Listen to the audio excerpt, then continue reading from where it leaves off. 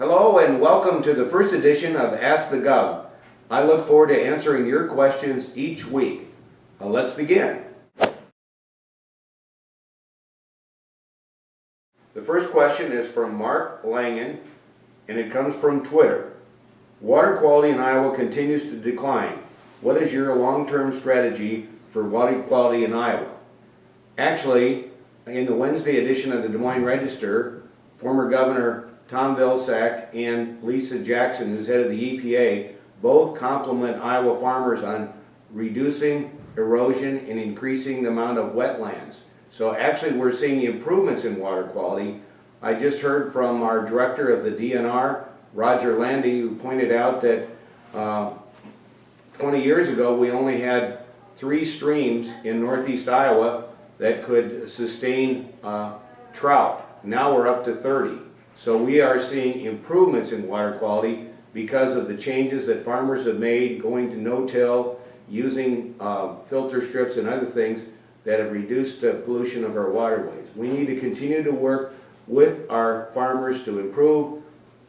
One of the things that I support is more money going for actual demonstration projects. And I've seen these projects work in northeast Iowa where we actually demonstrate how changing farming practices can reduce fertilizer and chemical runoff. The next question, it comes from Zach Edwards from Twitter. What are you doing to ensure that other state agencies utilize new technology to get public feedback? In fact, next week on Monday, Lieutenant Governor Reynolds is going to be announcing a new approach towards using the web more effectively for all state agencies so that we have easier access and the public can get access to information from government agencies.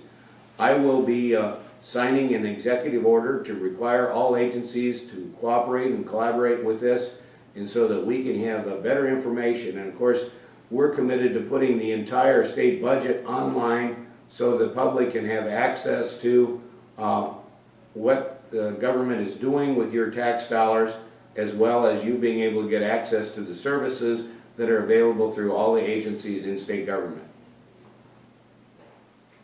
Finally, we have a question from Marty via email. What is your current plans for attracting new business to locate in Iowa, and what is the current progress on that plan? I have put together a comprehensive plan to improve Iowa's tax and business climate by reducing the regulatory burdens and the tax burdens on business. This includes reducing the commercial property tax and the corporate income tax. I've already signed an executive order requiring a jobs impact statement on all new regulations, and we're going to do a systematic review of all existing regulations to make sure that what we're doing is cost effective, and the state has an obligation to protect the health, safety, and well-being of our citizens, but we want to do it in a way that is not unduly burdensome on businesses that we want to attract to our state. We also have proposed a new partnership for economic progress. I've appointed Debbie Durham as the director.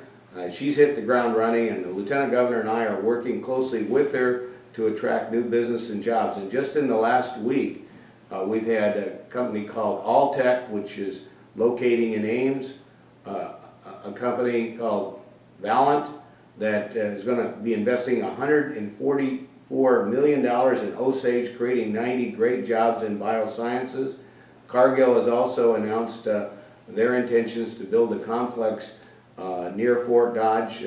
They've purchased the Tate and Lyle plant. They're going to have an ethanol plant there, but they want to have a whole biosciences complex similar to what we have in Eddyville or Blair, Nebraska. This would again attract a lot of really good quality jobs into our state, and we are continuing to, I have written letters to 700 Illinois companies. Illinois is raising taxes while we're reducing taxes, so we think there's a great opportunity for Illinois companies to choose to locate in Iowa rather than in the state of Illinois.